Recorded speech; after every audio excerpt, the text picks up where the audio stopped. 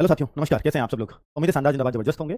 और मैं अंकित भाटी रोजगार बैंक के चैनल पर आप सभी का स्वागत करता हूं। और आज ये स्पेशल वीडियो बनाया गया है इस वजह से कि दो तीन चीज़ों पर आपसे बातें करनी है और वो बहुत जरूरी बातें हैं। और जो इस वीडियो को अगर आप मतलब उन सभी बच्चों तक पहुंचा देना जो रेलवे ग्रुप डी की तैयारी कर रहे हैं, स्पेशली लास्ट वाली बात के लिए, क्योंकि ये मांग बहुत इंपॉर्टेंट है और इस मांग को हमें हमारे द्वारा लगातार उठाए जाते रहना चाहिए, क्योंकि ये रेलवे पर प्रेशर क्रिएट करता है। चाहे उस पर वो अभी एक्शन ले या ना ले, लेकिन माइंड में एक बात जरूर रहेगी कि ये बच्चे संतुष्ट नहीं है और अगर कुछ भी थोड़ा बहुत भी उकचुक हुआ तो फिर ये गंभीर रूप ले सकता है ये विद्रोह। तो उस तरह से थोड़ा सा जो है इस पर आप लोग अपने संज्ञान में बनाए रखो और उनको इस पर चिंता करने दो और चिंतन करने दो। ठीक है। दूसरा, फॉर्म में हो रही दिक्कत में इस वजह से भी बच्चों आपके बीच आया हूं कि बहुत सारे बच्चे लगातार कह रहे हैं कि सर मेरे फॉर्म में दिक्कत है, मेरा फॉर्म नहीं भरा जा रहा, मैं क्या करूं? बच्चों, मैंने पहले भी बोला था कि यार जितना जितना ना आपकी जो ये डेट आएगी नजदीक, जैसे आप देख रहे हो कि अब डेट नजदीक आ चुकी है कि लास्ट डेट है आपके फॉर्म भरने की, जो क्लोजिंग डेट है वो 22 फरवरी, और आज जो मैं वीडियो बना रहा हूं 17 फरवरी को बना रहा हूं। अभी फॉर्म भरने में 5-6 दिन बचे हैं, लेकिन अभी से क्या और 5-7-10 दिन पहले से भी साइट दिक्कत कर रही थी कि ओटीपी नहीं आ रहा, ये नहीं हो रहा, वो नहीं हो रहा। तो भाई क्योंकि साइट पे बहुत प्रेशर है, बहुत सारे बच्चे लास्ट तक वेट करते रहे सिर्फ इस वजह से कि मुझे ये पता लग जाए किस जोन में कितने फॉर्म डले हैं, और जब फॉर्म का हिसाब लगा के फिर मैं अपना फॉर्म डालूंगा। भाई ऐसे कभी भी एनालिसिस मत किया करो, इवन आप खतरे में पड़ सकते हो ऐसे, जैसे अब भी पड़ रहे हैं बहुत सारे बच्चे कैसे फॉर्म डाले। तो इसके लिए एक तरीका है, जैसा बच्चों ने बताया भी है कि जिनके साथ ये समस्या हो रही थी उन्होंने रात में ट्राई किया, रात के 1 बजे के बाद, क्योंकि उस टाइम पे लोड बहुत कम हो जाता है। तो 1 बजे से सुबह के 5-6 बजे तक बहुत कम ट्रैफिक साइट पर होता है या वेबसाइट पर होता है, तो उस समय आप फॉर्म आराम से भर पाओगे। ठीक है। तो आप रात में भरें। तो ये तरीका मुझे बताना था, इसलिए मुझे आना भी पड़ा, क्योंकि कुछ बच्चे फॉर्म के बिना वो लगातार ट्राई करते रहेंगे दिन में और फिर वो फॉर्म नहीं भर पाएगा। ठीक है। ओटीपी जैसी समस्या आ रही हो तो ये करें। दूसरा हमारा पॉइंट था कि अपना जोन भी बेहतर है। बेहतर इसलिए है क्योंकि आज क्या हो रहा है बच्चों, हर एक बच्चे को पता है कि मुझे जोन ढूंढना है। सबसे बड़ा टास्क उसने ये मान लिया है कि मुझे वो जोन ढूंढना है जिसमें मेरा नंबर आ जाए।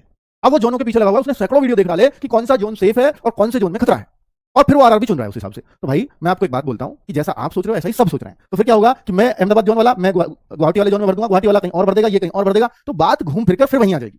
ठीक है। मान लीजिए वो यूपी वाला कि मेरे जोन की तो बहुत हाई कट ऑफ जाती है, वो दूसरे जोन में भरने लगेंगे, यूपी में कोई और भर देगा। भाई वो भी तो वैकेंसी देखेगा ना यूपी की। आप देखो कि यूपी की वैकेंसी देख करके, यूपी का अगर आप देखोगे कि प्रयागराज इलाहाबाद जो होता है यूपी का, कि भाई बहुत सारी वैकेंसी आई है, मान लिया कोई ये वैकेंसी यूपी में आई है, बहुत सारे लोग नई दिल्ली में भरेंगे। नई दिल्ली 4785 सबसे ज्यादा वैकेंसी इसमें, इसलिए बहुत सारे फॉर्म इस वजह से आ जाएंगे। बहुत सारे बच्चे ये एनालिसिस भी नहीं करते हैं कि कट ऑफ कहां पहले क्या रही थी, सबसे ज्यादा इसमें तो इसमें डालेंगे, इसमें भी ठीक ठाक है, इलाहाबाद में इसमें डालेंगे, गोरखपुर में भी ठीक ठाक है भाई, गोरखपुर में तो गोरखपुर में भी डालेंगे। तो इस तरह से ना हर जोन अनसेफ हो जाता है फिर। ठीक है। यहाँ के बच्चे बाहर डालने जा रहे हैं। तो बेहतर यही है कि अगर आपको अपनी तैयारी पे भरोसा है, आपको पता है यार ये 4 चीज पढ़ रही है, मैं पढ़ते हुए आ रहा हूं, तो फिर घबराओ मत। ये उन लोगों के लिए है जिनको ये खतरा लगे मेरा तो कहीं सिलेक्शन होगा ही नहीं, तब तो डरे। तो फिर भाई अगर आपने ये मान लिया है कि यार नहीं मैं तो बहुत कमजोर हूं पढ़ने में और मेरा कहीं और सिलेक्शन नहीं होगा, मैं एक सबसे आसान जोन चुनना चाहता हूं, तो भाई आप ना सबसे आसान जोन चुन ही नहीं पाओगे, क्योंकि हो सकता है उस जोन में भी बहुत सारे लोगों ने फॉर्म डाल दिया हो। हालांकि मैंने पिछली बार की कैटेगरी वाइज कट ऑफ के हिसाब से भी कंपैरिजन करके बताया मैंने भी डेंजर जोन, लेकिन मेरी वो वीडियो भी तो 1 मिलियन से ज्यादा लोगों ने देख ली। अब उनको भी तो वही सलाह मिल गई ना सबको, तो डेंजर जोन वो भी बन जाएंगे, तो अब तो कुछ बचा ही नहीं ऐसा। तो इसलिए ये भी बेहतर है कि आप अपना जोन चुन लो और उसमें मेहनत करो कड़ी, क्योंकि जब आप अपना जोन चुनोगे ना तो आप ज्यादा मेहनत भी करोगे कि भाई अपना जोन है, ऐसे ही नहीं मिलेगा थोड़े मार्क्स पे, बहुत ज्यादा मेहनत करनी पड़ेगी। ये बात आपको कचोटती रहेगी मन मन, और आप उस वजह से पढ़ोगे। और पढ़ने से तो भाई हर चीज पॉसिबल है, क्योंकि ये वैकेंसी भी तो किसी को मिलेंगी ना, खाली तो ये भी नहीं जानी। ठीक है। तो इसलिए आप बहुत अफरा तफरी मत रहो, अगर कुछ भी नहीं समझ पा रहे हो तो अपना जोन भर दो। और ये नहीं तो ऐसा भी होगा कि हो सकता है गवर्नमेंट ये भी कर दे आने वाले टाइम में कि जो बहुत बच्चे ट्रांसफर लेके इधर-उधर 2-3 साल में कंडीशन को पूरा करने के बाद जब वो जोन बदलते हैं, तो ये भी तो कभी भी ऑर्डर आ सकता है, इंटरनल ऑर्डर रेलवे के हाथ में, कि जो ग्रुप डी की पोस्ट का कोई भी बच्चा जो है अपना ट्रांसफर नहीं ले सकता, जिस जोन में उसको मिला है उसी में उसको ऑल लाइफ नौकरी करनी पड़ेगी। फिर तो आप फंस गए, क्योंकि बच्चे क्यों भरते हैं दूसरा जोन? भाई कुछ दिन नौकरी करेंगे फिर अपना ट्रांसफर लेके इधर आ जाएंगे। तो ये एक सोच होती है। ठीक है। तो हो सकता है ये भी चेंज हो जाए रूल, जब बहुत ज्यादा लोग करने लगते हैं। ऐसा हुआ है, ऐसे सीजीएल में ऐसा होता था पहले, कस्टम इंस्पेक्टर ले लो जी कहीं भी 2 साल बाद नौकरी करो फिर इधर आ जाओ। अब ऐसा रूल बना दिया कस्टम इंस्पेक्टर सीजीएल से जहां लगेगा वो हमेशा के लिए वहीं रहेगा, आ लो कर लो क्या करो। तो ये बने हैं ऐसे रूल। ठीक है। इस गंभीरता को देखते हुए, तो इस वजह से मैं आपसे कह रहा हूं कि चक्कर में बहुत ज्यादा मत पड़ो। ठीक है। ये भी देखो कि जॉब के बाद का टाइम, क्योंकि आपके पास उतना पैसा नहीं देगी गवर्नमेंट, और ना ऊपर की इसमें कमाई है कि आप सर्वाइव कर पाओगे बाहर दूसरे स्टेट्स में रह के। मान लीजिए किसी महंगे शहर में, बेंगलोर में आपको जॉब मिली, बेंगलोर महंगा शहर है, अब वहां पर आप उस सैलरी में परिवार के साथ कैसे भरण पोषण करोगे? ठीक है। तो ये भी थोड़ा सा रहता है, तो थोड़ा सब चीजों से, सारे एंगल से आपको सोचना चाहिए। मैं एक बेहतर सलाह दे सकता हूं आपको, इससे ज्यादा मैं कुछ नहीं कर सकता, क्योंकि आपका हितैषी होने के नाते कि भाई आप जब इस फेज में हो, जब आपके हाथ में है कि आप कौन सा जोन लो, मैं उस समय आपको आगाह कर सकूं। ठीक है। चलो, और इससे वो लोग परेशान मत हो जाना कि सर मुझे तो अब अपना जोन ही भरना था और मैंने तो आप वो डेंजर जोन सेफ जोन देख करके वो वीडियो मैंने तो दूसरा जोन भर दिया, मैं क्या करूं? तो भाई जोन चेंज नहीं हो सकता, परेशान मत हो, वो भी आपने सोच समझ के भरा है, अपनी मेहनत करो। ठीक है। मुझे सबको एक सलाह देनी होती है तो मैं उस हिसाब से देने आया हूं। ठीक है। पर आप एकदम से इन्फ्लुएंस मत हो जाया करो, आपके सर इधर कह रहे हैं तो वो भर दूं, आपके सर थोड़ी बुद्धि लगा के वो भरा है तो ठीक है, तैयारी कर रहे हो, बात खत्म। चलिए, और जो ज्यादा सोच रहे हैं मैं तो उनके लिए आया हूं। अब देखो प्रैक्टिस सेट्स कब से चलेंगे, बहुत सारे बच्चे इस बात को भी पूछ रहे हैं कि सर प्रैक्टिस सेट्स कब से चलेंगे। भाई रेलवे ग्रुप डी और एनटीपीसी दोनों बच्चे परेशान हैं। एनटीपीसी वाले बच्चे बहुत डिमांड कर रहे हैं कि एनटीपीसी का एग्जाम अप्रैल में हो जाएगा, और ये आपका एग्जाम जुलाई से पहले नहीं होगा। चाहे जुलाई से हो जाए वो बात अलग है, ये मैं शुरू से कहते आ रहा हूं, ये बात 100% सत्य निकलेगी। जुलाई के कितने दिन बाद होगा, जुलाई में हो जाएगा, इस बात को नहीं कहा जा सकता, पर आपको जुलाई टारगेट मान करके चलना चाहिए, तैयारी जुलाई को टारगेट मान के करनी चाहिए। तो फिर उसके लिए आप प्रैक्टिस सेट्स और ये सब का वेट कर रहे होंगे, तो मैं कह रहा हूं जिन बच्चों ने बैच का परचेज कर रखा है वो तो भाई बैच से तैयारी करें फुल ऑन, वो पूरी तरह से बैच पर डिपेंडेंट हो जाए, और उसको जब तक वो कंप्लीट ना हो तब तक कुछ और सोचो मत। प्रैक्टिस सेट भी तभी स्टार्ट करो जब आपका वो बैच कंप्लीट हो जाए, तभी उसका अर्थ है।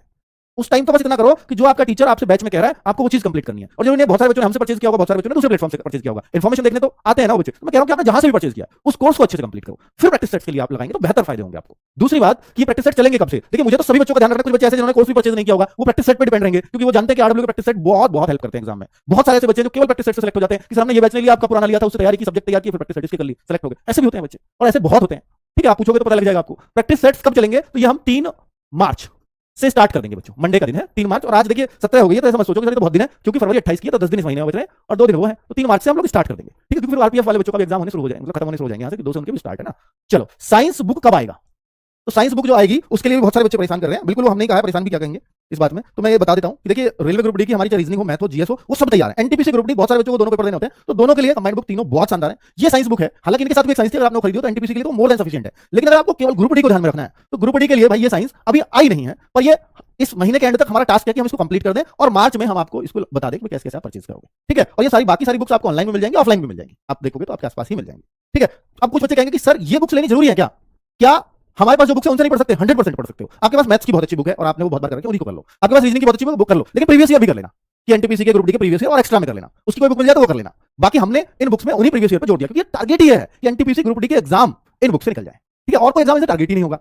चलो, तो साइंस बुक कब आएगी ये मैंने आपको बता दिया कि इस महीने के एंड में हमारी पूरी कोशिश है कि हम उसको ले आएं, और 10 मार्च की सेल, क्योंकि आपको पता है हर महीने की 10 तारीख को हमारी बुक लगभग आधी कीमत में होती है, 4 घंटे 10 बजे से 2 बजे के बीच, उस सेल में हम इस बुक को रखें। ठीक है, साइंस की बुक, तो साइंस की स्पेशल क्लास, बहुत सारे बच्चे ग्रुप डी के ये भी कह रहे हैं कि साइंस के लिए कुछ स्पेशल नहीं है आरडब्ल्यू पे कि यूट्यूब पे कुछ चल रहा हो। एप्लीकेशन में तो पढ़ा रहे हैं, बहुत शानदार पढ़ा रहे हैं, लेकिन यूट्यूब पे हमेशा ये नाम रहा है आरडब्ल्यू का कि यूट्यूब वाले बच्चों का भी ध्यान रखते हैं। तो भाई साइंस की जो क्लासेस हैं वो आपकी बहुत जल्दी, यानी 3 मार्च से ही हम लोग स्टार्ट करने का प्लान कर रहे हैं। फिजिक्स की अलग चले, केमिस्ट्री की अलग चले, बायोलॉजी की अलग चले, इन तीनों के अलग अलग चले, तीनों पैरेलल चले, तो बच्चे फिर आपको पूरा कंप्लीट साइंस हम यूट्यूब पे कोशिश करेंगे करवा पाए, न्यूमेरिकल का जो है उसको भी निकाल पाए, तो वो हम प्लान कर रहे हैं 3 मार्च के बाद। ठीक है, चलो, फॉर्म भरने के बाद जोन चेंज नहीं होगा, ये कंफर्म है। अगर आपका फॉर्म भर गया और आप कह रहे हो कि सर इसमें करेक्शन की डेट दे रखी है फॉर्म में, आप कह रहे हो 25 फरवरी से 6 मार्च तक करेक्शन की डेट है, तो भाई ये इन्होंने नोटिफिकेशन में लिख दिया था, मुझे अब यहां नजर नहीं आ रहा कि ये आपका जोन चेंज नहीं होगा। ये देखो, ये लिख रखा, please note details filled in create an account form and chosen railway can not be modified. Railway RRB होना चाहिए यहाँ पे, चलो जो भी है, आरआरबी जो है इस यहाँ पे मॉडिफाई नहीं हो सकता, ऐसा मैंने पढ़ा था, बाकी हो जाए तो अच्छी बात है। ठीक है, क्योंकि कुछ बच्चों की वो भी समस्या हो सकती है। मॉक टेस्ट कब से दें?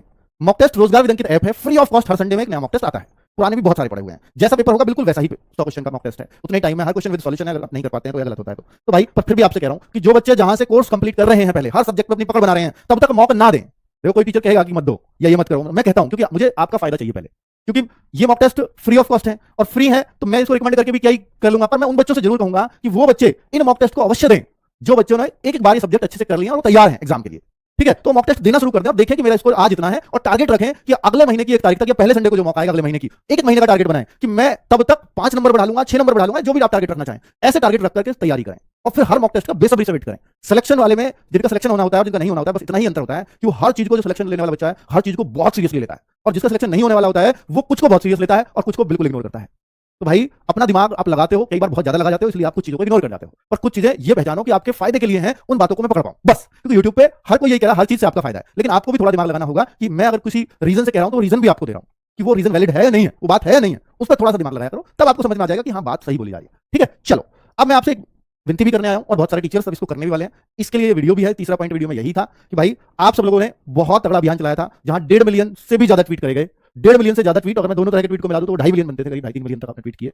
तो ऐसा कोई संस्था ही नहीं है कि जो 2 मिलियन, 1 मिलियन, 1.5 मिलियन ट्वीट से ना हिले, बिल्कुल हिले होंगे, पर ना हिलने का नाटक रेलवे ने किया, इसमें कोई शक नहीं है। पर इसमें क्योंकि पूरे दिन आपका, मैं कहूंगा 4 घंटे, जो पिछली बार हमने ट्विटर अभियान चलाया था ये सभी टीचर से मिलकर चलाया था, तो 4 घंटे आपका इंडिया में नंबर 1 ट्रेंड किया था, तो किसकी नजर में नहीं आया होगा मामला? हर किसी की नजर में आया था। और रेलवे तो भाई निश्चित तौर पर, पहली बात तो कि देखिए रेलवे में अभी नई दिल्ली में बहुत बड़ा हादसा हुआ है, तो भाई उसके लिए तो आज अगर हम कहें कि पूरा रेलवे उसमें लगा हुआ है, सिर्फ उधर ही बिजी है, मानता हूं, पर ये इसलिए इसकी डेट थोड़ी बाद की रखी गई है, वो है 20 फरवरी। ठीक है, तो 20 फरवरी, क्योंकि आज अगर ये ट्विटर अभियान चले तो शायद सफल ना हो या कल चले, क्योंकि अभी वो मामला ज्यादा गंभीर है।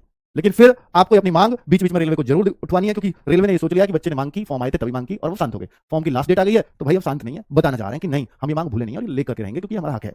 ठीक है, तो रेलवे कैलेंडर क्या हुआ? एक तो डिमांड ये है, क्योंकि भाई रेलवे का जो कैलेंडर है ना, रेलवे का जो कैलेंडर उन्होंने बोला था, और पिछली बार की वो वीडियो का क्लिप अगर रेल मंत्री जी का आपके पास हो तो ट्वीट में उसको जरूर लगाना, क्योंकि उन्होंने बोला था कि हर साल वैकेंसीज आएंगी, इसका कैलेंडर आएगा, ये आएगा, वो आएगा, और रेलवे ने वो नोटिस भी निकाला था कि हर साल कैलेंडर आया करेगा, और एक कैलेंडर बीच में वायरल भी हुआ, उसको भी लगाना कि उसकी क्या सच्चाई है। तो ये सब ट्वीट में आपको करना है। तो ये हैशटैग ये रखिएगा, हैशटैग ये भी है जो हमने पिछली बार एक लाख वैकेंसी का चलाया था, इस बार रेलवे लेवल 1 इंक्रीज वैकेंसी, तो अंडरस्कोर बीच में जरूर लगा लेना, ठीक है। हैशटैग लगा के ट्वीट किया जाता है, हम लोग भी ट्वीट करेंगे, आप लोग भी करना। जरूरी नहीं है कि रिजल्ट मिले कि वे उसी दिन रिजल्ट मिले, पर ये जरूर बहुत अंदर तक घाव करता है पूरे डिपार्टमेंट को, तो इसलिए इस दिन सभी लोगों को ट्वीट करने हैं। और बच्चों हम लोग भी करेंगे और बाकी टीचर्स भी वीडियो इस पे बना रहे हैं, सभी टीचर्स ने आपस में बात कर ली है, सारे टीचर्स एक साथ हैं जैसे पिछली बार थे, ठीक है। और सभी के एक साथ होने से ही कुछ होता है, बाकी अलग अलग जोर लगाएंगे तो फिर सब इधर उधर ही खिंचते रह जाएंगे, ठीक है बच्चों। थैंक यू वेरी मच, नमस्कार।